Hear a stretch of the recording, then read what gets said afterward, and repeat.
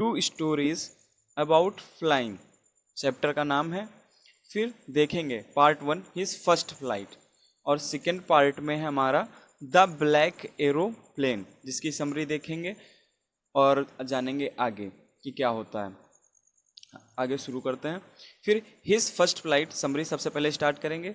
इसमें स्टोरी है the story his first flight is written by Liam O'Flaherty and is based on a young seagull who was afraid to take his first flight because he feared that his wings would not support him while flying.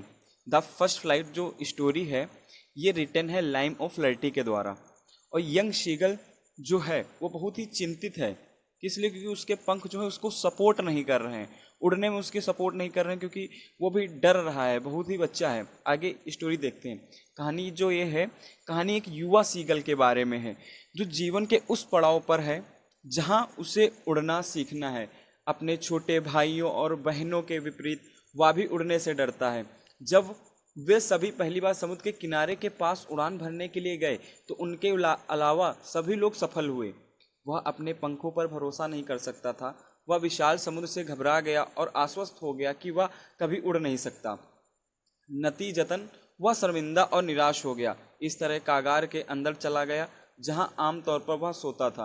उनके छोटे भाई बहनों ने अपने पंखों से छोटा होने के बावजूद अपनी पहली उड़ान भरने में कामयाबी हासिल की, लेकिन उन्होंने इतनी हिम्मत की कोशिश की कि हिम्मत नहीं जुटा पाए। उसे उसके माता पिता ने फिर से कोशिश न करने के लिए डांटा था, लेकिन वह इतना डर गया था वह हिल भी नहीं पा रहा था। अब वह कोशिश करने के बाद एक दिन के लिए अकेला हो गया था, क्योंकि उसके माता पिता अपने भाई बहनों पर ध्यान केंद्रित करने में व्यस्त थे। उन्होंने अपने भाई बहनों भोजन, मछली के लिए उड़ान भरने और गोता लगाने में कला महारत हासिल करने में मदद की। उनके पुराने भाई ने उनकी पहली मछली भी पकड़ी, जिससे उन्हें गर्व से एक चट्टान पर खाया, जबकि उनके माता पिता ने इसे मनाया। उसे सुबह उसके माता पिता ने उसे कायर होने के लिए सभी तरह से ताना मारा। सूरज अब उग गया था और पहले से अधिक गर्मी महसूस कर रहा था, क्योंकि वह रात से पहले से ही खाली था। उन्होंने अपने नेतृत्व में कदम रखा और अपने परिवार का ध्यान आकर्षित करने के लिए एक पैर पर सोने का नाटक किया। फिर भी किसी ने उस पर ध्यान नहीं दिया। उसके भाई बहन सो रहे थे। उनके पिता अपनी चोंच से उनके पंख साफ कर रहे थे। उनकी माँ एक अन्य पठार पर मछली खा रही थी।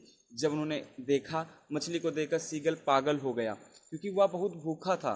वह मछली को चीरना और अपनी चोंच को कभी और फिर नोचना पसंद करता था।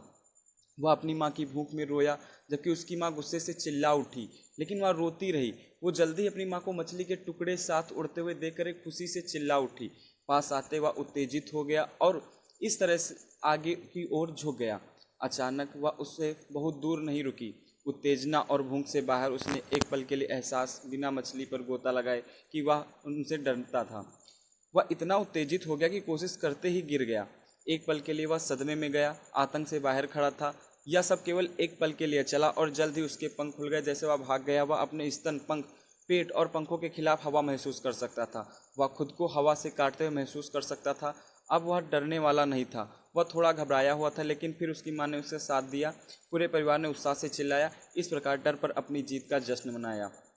एक बार जब उसने डर पर काबू पा लिया तो वह भूल गया कि वह इससे डर गया है। उसने सभी चीज़ों को किया जिन्हें वह डर गया था। वह सीधे समुद्र भाग गया। उसके नीचे हरियाली और पहाड़ देख सकता था। जीत का आनंद लेते ही वह खुशी से चिल्ला उठा। जब वह उतरा तो उसका परिवार उसके साथ एक इशारे के रूप में उतरा कि वे गर्व कर रहे थे।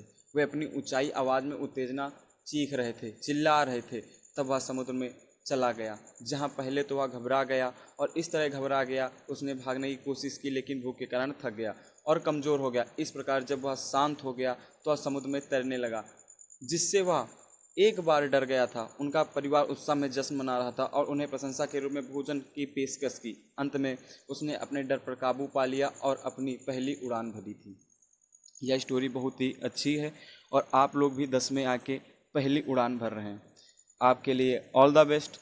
और इसी के साथ हमारी जो वीडियो है ख़त्म होती है और सेकंड वीडियो जल्दी ही अपलोड कर दी जाएगी। धन्यवाद।